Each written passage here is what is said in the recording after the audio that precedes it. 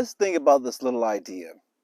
Macronutrition helps you live, but micronutrition helps you live longer. Now, what does that mean?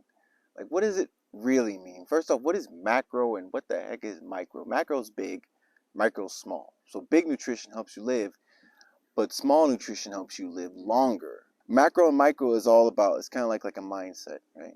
You got your big food, your regular food, and then the micro food is all about the accountability. Are we getting the vitamins we need? Are we getting the minerals we need? Are we getting antioxidants, right? Are we getting protein? Is the protein from a good source? Are we getting amino acids, right?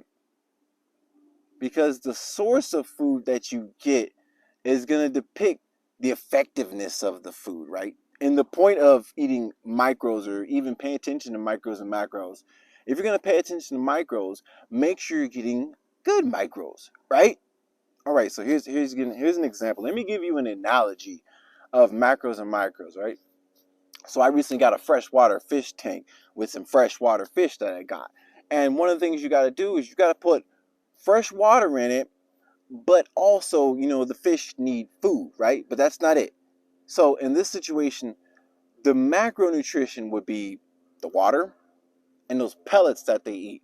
Now, the micronutrition is going to be that special solution that you got to add, the one that's got those essential, it's got the good bacteria in there and all the little good special micronutrition for those animals. Yes, they need water, and yes, they need the food, and they can survive with that, but they can only survive so long without that other important essential stuff, that microbacteria that's in that little liquid that you have to add to it.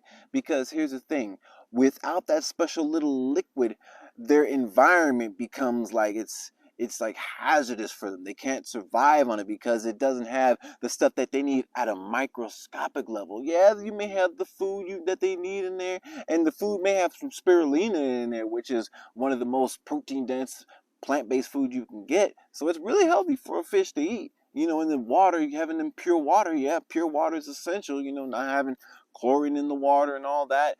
But still, there's other stuff that they need. They have to have this other stuff, otherwise they will not live. If you know what I'm talking about, like the video. You need the macronutrition, but the micronutrition is what's going to let you live. You see, it's going to let you live a quality life. It's going to let you live a longer life. Now, our lifetime is much longer than a fish, of course, right? So us, compared to them, without the essential micronutrition, they'll live days, versus we'll live years, you know? The difference is still the same. We both need those essential micronutrition, those fancy little vitamins and minerals that are within your special foods, especially source foods, like paying attention to the salt you use, for example. Table salt versus pink Himalayan salt or sea salt, these are going to give you much more minerals besides just sodium chloride that your body needs. Your body needs more than just sodium. Your body needs magnesium, potassium, iron, all these minerals. There's so many minerals that your body needs. And I tell you what, there's almost 100 of them. Damn near like 90 to 100 in pink Himalayan salt. So check that out. Now let's talk about micronutrition. Protein is necessary. Carbohydrates are necessary, as well as amino acids and stuff like that. But the thing that you got to pay attention to is the source. Now, I would not consider meat a micronutrition. Granted, there is micronutrition in it, but meat is more of a macro. Rice would be more of a macro because it doesn't help you as much as something else. There are drawbacks to some of this other food that is acidic base. Think of it as points that gets added or deducted to your body from the nutrition you take. Meat, rice, milk, no, I mean like cow milk, not almond milk and coconut milk or oat milk. I'm talking about cow milk. All the super fatty, fried, greasy foods, processed foods, foods that come in a can only, like canned meat. It's like taking a step forward and 2 steps back, or 2 steps forward and 2 steps back. Did you really go anywhere? Did you really progress by eating that food? Not really. Granted, you need the macronutrition, the big food, you need the other stuff, but technically, It really depends on the source. I would say a better source of protein and aminos besides meat would be spirulina.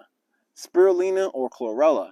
Spirulina has more protein than meat when you weigh it, when it comes to weight. And because of the source, it doesn't have this negative drawback that meat gives you.